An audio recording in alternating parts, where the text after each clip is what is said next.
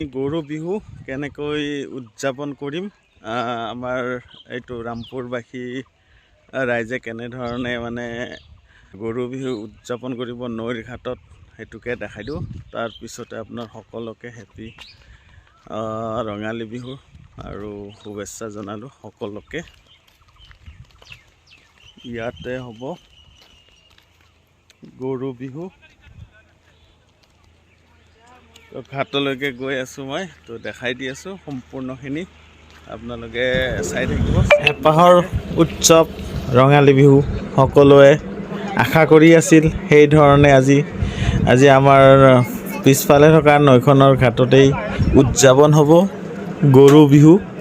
এয়া মাইক চাইক ফিটিং কৰি আছে আমাৰ ডেকা যুৱ প্ৰজন্মই। সিহঁতৰ অকণমান চেষ্টাৰ বলতেই আমি অকণমান বিহু কি বস্তু আমাৰ উঠি অহা নৱপ্ৰজন্মই দেখিবলৈ পাইছে। ঠিক তেনেকেই সকলোৱে বিহুটো এনেদৰে পালন কৰিব লাগে, যাতে নেক্সট জেনেৰেশ্যন যিটো আছে সেই জেনেৰেশ্যনটো জানিব পাৰিব যে বিহু কি বস্তু, কেনেদৰে পালন কৰিব লাগে।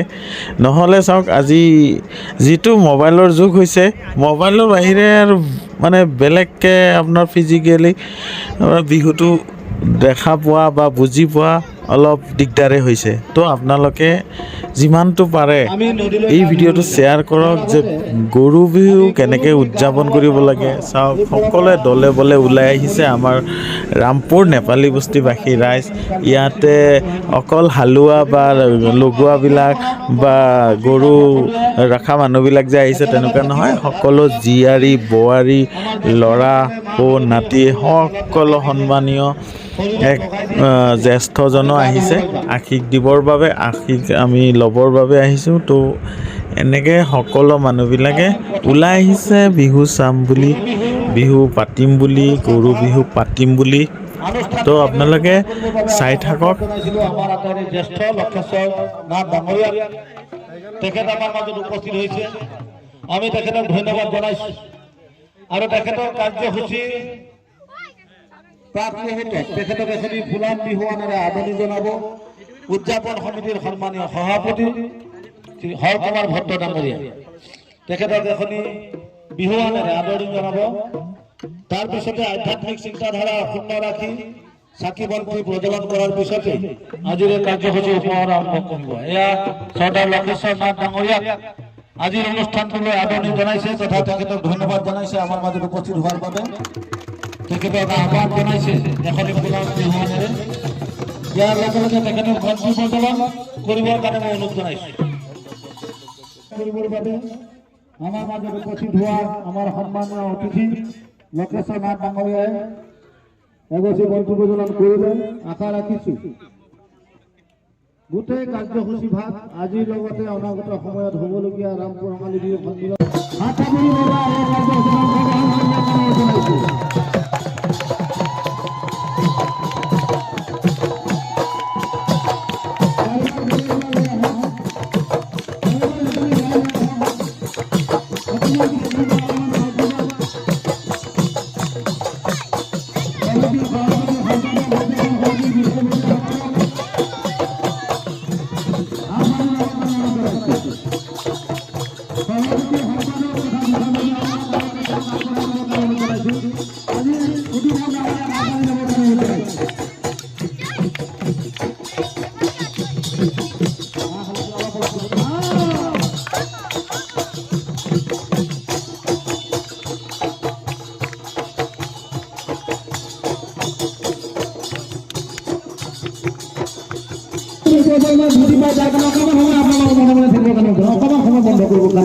আমাৰ উদ্বোধক ডাঙৰীয়াই আজিৰ এই গীত ভাগ গাব। গৰু গা ধুৱাওঁতে যিটো গীত আমি পৰিৱেশন কৰিব লাগে তেখেতক অনুৰোধ জনাইছোঁ।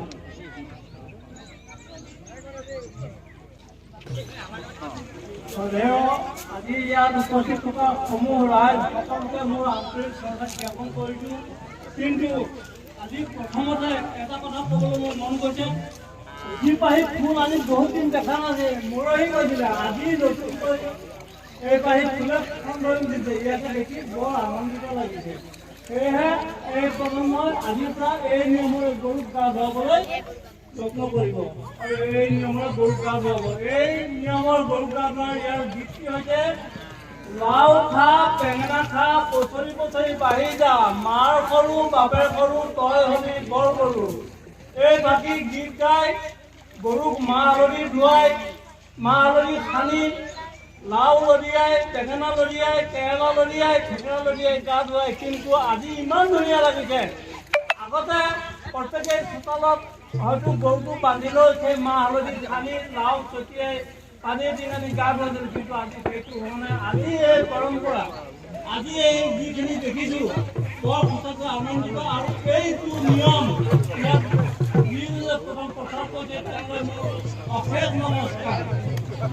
এইকৈ আজি গা ধোৱাৰ সামৰণি, গা ধোৱাৰ মই বিষ্ণু সামৰণি মাৰিলোঁ। ধন্যবাদ।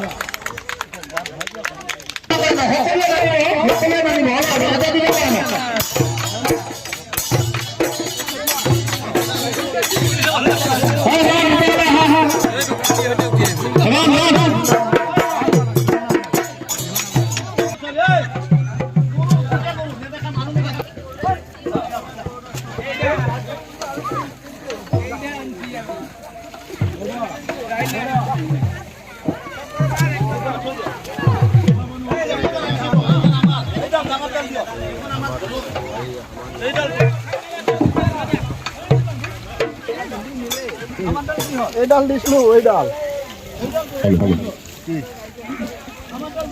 এইবাৰ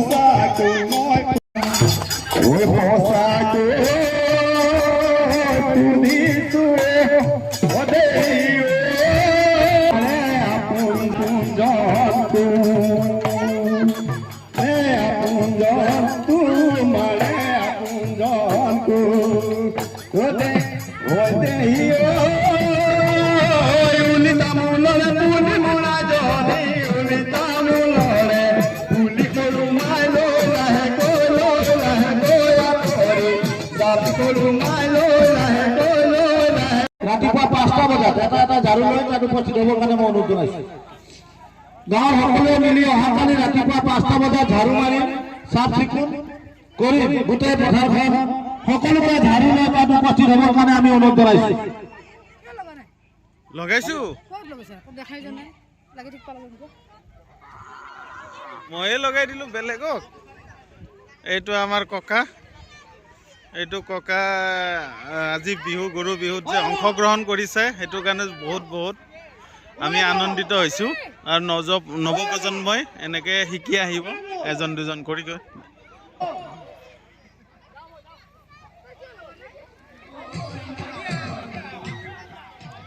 পুনৰবাৰ অনুৰোধ জনাইছোঁ, অহাকালি ৰাতিপুৱা আমাৰ ডেকাহঁতে সকলোৰে ঘৰে ঘৰে গৈ লাড়ু পিঠা ভিক্ষা কৰিব। সকলোকে